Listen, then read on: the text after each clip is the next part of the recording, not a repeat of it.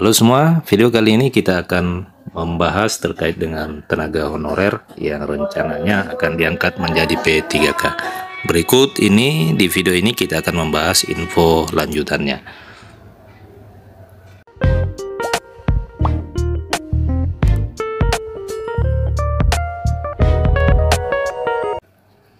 Rekan-rekan sekalian, sampai saat ini isu terkait penghapusan tenaga honorer di Indonesia menjadi bahan perbincangan di semua kalangan.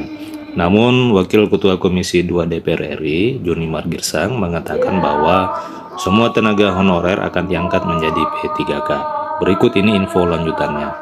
Rencana pengangkatan tenaga honorer tersebut akan dilakukan paling lambat pada tanggal 28 November tahun 2023 ini.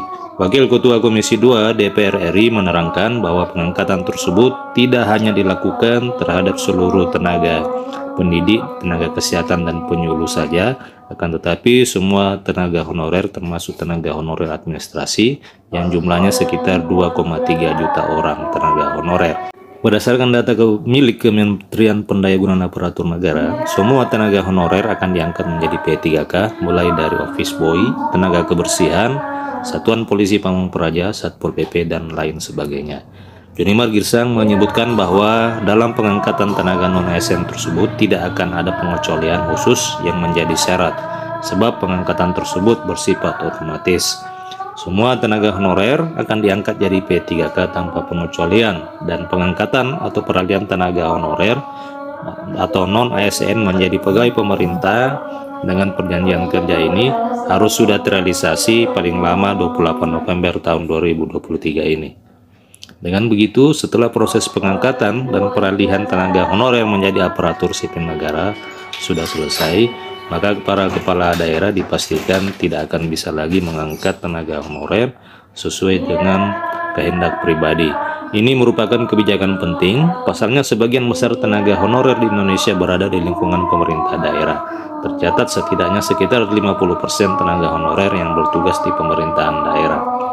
Joni Mar pun menyebutkan bahwa pengangkatan seluruh tenaga honorer ini bersifat otomatis, semua memiliki hak yang sama diangkat menjadi ASN P3K. Akan tetapi pasca pengangkatan ini, para kepala daerah tidak bisa lagi melakukan pengangkatan tanpa izin formasi dari Kementerian Pendayagunaan Aparatur Negara. Nah, rekan-rekan sekalian, hal ini yang disampaikan oleh Wakil Ketua Komisi DPR RI, Bapak Joni Margirsang, yang mengatakan rencana pengangkatan tenaga honorer menjadi P3K.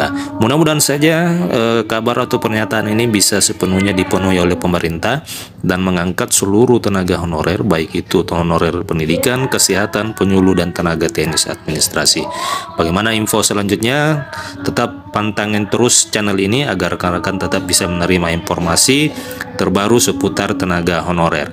Terima kasih rekan-rekan telah menyaksikan video ini. Sampai jumpa di video berikutnya.